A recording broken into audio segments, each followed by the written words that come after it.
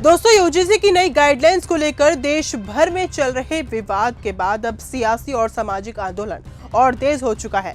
Nagina Lok Sabha seat से सांसद और आजाद समाज पार्टी के राष्ट्रीय अध्यक्ष चंद्रशेखर आजाद ने इस मुद्दे पर केंद्र सरकार और व्यवस्था पर सीधा हमला बोला है। आजाद ने ऐलान किया है कि 11 फरवरी को दिल्ली के जंतर मंतर में बड़ा आंदोलन किया जाएगा, जिसे लेकर अब भारत बंद और चक्का जाम की चर्चाएं तेज हो चुकी है।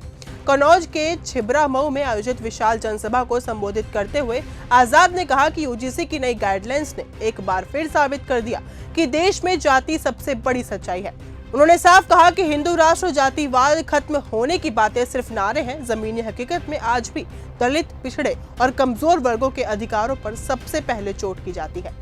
यूजीसी गाइडलाइंस पर विरोध को लेकर आजाद ने स्वर्ण समाज के विरोध का उदाहरण देते हुए कहा कि जब उनके अधिकारों को लेकर कोई स्पष्ट भेदभाव नहीं था, तब भी विरोध हुआ। उन्होंने खुद को अधिवक्ता और लोकसभा सांसद बताते हुए कहा कि उन्होंने यूजीसी गाइडलाइंस को पढ़ा है और सरकार से पूछा है कि बताया जाए आखिर भेदभाव कहाँ है। सिर्फ भविष्य की आशंका के नाम पर आंदोलन खड़ा करना कमजोर वर्ग में अविश्वास पैदा करता है।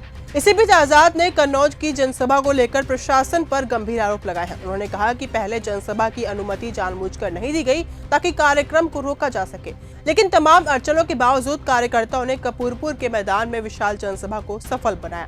मन से भारी भीड़ देखकर आजाद भावुक हो गए और इससे आजाद समाज पार्टी की बढ़ती ताकत बताया। अब सवाल ये है कि क्या 11 फरवरी को प्रस्तावित आंदोलन भारत बंद या चक्का जाम का रूप लेगा? क्या सरकार यूजीसी गाइडलाइंस पर कोई ठोस कदम उठाएगी या फिर सड़कों पर टकराव तेज हो जाएगा? यूजीसी में जब यूजीसी के लिए गाइडलाइन आई, किस तरह का माहौल बना, किस तरह से दलित पिछड़े वर्ग के लोगों को, यहाँ तक कि प्रधानमंत्री जी को भी जो है, जिनको हिंदू हृदय सम्राट बताया, उनको भी गालियां दी गई जाति के आधार पे। ये सच है कि जो हिंदू राष्ट्र की बात होती है, जो जात पात की करो विदाई, हिंदू भाईचारे की बात होती है, वो खोखला है। उसके पीछे जाति सच है। जब किसी भी जाति के अधिकारों पर अतिक्रमण होगा तो वो हिंदू की स्मृति से बाहर निकल के अपने अधिकारों के लिए लड़ेगी, जैसे भी स्वर्ण जाति के लोग लड़े। और जबकि उस यूजीसी गाइडलाइन में ऐसा कुछ भी नहीं। मैं अधिवक्ता भी हूँ, पढ़ा लिखा आदमी हूँ, लोकसभा में प्रतिनिधि हूँ। मैंने वो कहा है कि दिखाइए कहाँ इसमें भेदभाव है। काल्पनिक रूप से दिमाग में बात सोच के कल हमारे बच्चों में मुकदमा हो सकता है या उनका कैरियर खराब हो सकता है। हमारे तो 72 बच्चे हर साल जो है SC ST OBC के संस्थागत हत्या का शिकार होते हैं। और NCRB का डेटा कहता है कि लाखों महिलाओं के साथ रेप हत्या होती है, लोगों को मारा जाता है, जुल्म होते हैं, जाति धर्म के नाम पे अन्याय होते हैं, दुकानें बंद करवाई जाती है, बुलडोजर चलाए जाते हैं, गोलियां लगती है। हम तो इतना अन्याय सह के भी कानून पे भरोसा करते हैं, सरकार की पॉलिसी पे भरोसा करते हैं, लेकिन यहाँ तो एक काल्पनिक बात को दिमाग में रख के आंदोलन करके सुप्रीम कोर्ट ने रोक लगा। चिंतन ये है, कमजोरों में अविश्वास पैदा हो रहा है।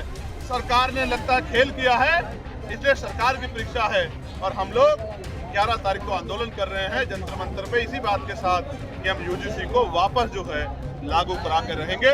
SC ST OBC के बच्चों को मरने नहीं देंगे, संस्थागत हत्या नहीं होने देंगे, अपने अधिकारी कर्मचारी का भेदभाव नहीं होने देंगे और जो बाकी जो है सेक्टर, उन सब में भी यूजीसी की गाइडलाइन लागू हो, वो भी इसकी परिधि में आए, चाहे वो IIT हो, IIM हो, चाहे वो एम्स हो, चाहे मेडिकल सेक्टर हो, चाहे कृषि के जो विश्वविद्यालय, उन सब जगह भी ये गाइडलाइन ला रही हो, क्योंकि देश में जाति सच है और जाति के आधार पर भेदभाव। फिलहाल इतना तो तय है कि यूजीसी को लेकर छिड़ा हुआ विवाद अब सिर्फ शिक्षा का मुद्दा नहीं है, बल्कि सामाजिक न्याय और संविधान की लड़ाई बन चुका है। फिलहाल इस वीडियो में सिर्फ इतना ही। देखते रहिए न्यूज़ गंगा। नमस्कार। अगर आपको यह हमारा वीडियो पसंद आया हो तो इसे लाइक और शेयर करना बिल्कुल ना भूलें। साथ ही हमारे चैनल न्यूज़ गंगा को सब्सक्राइब और फॉलो जरूर करें ताकि देश और दुनिया की हर बड़ी खबर आप तक सबसे पहले पहुंचे।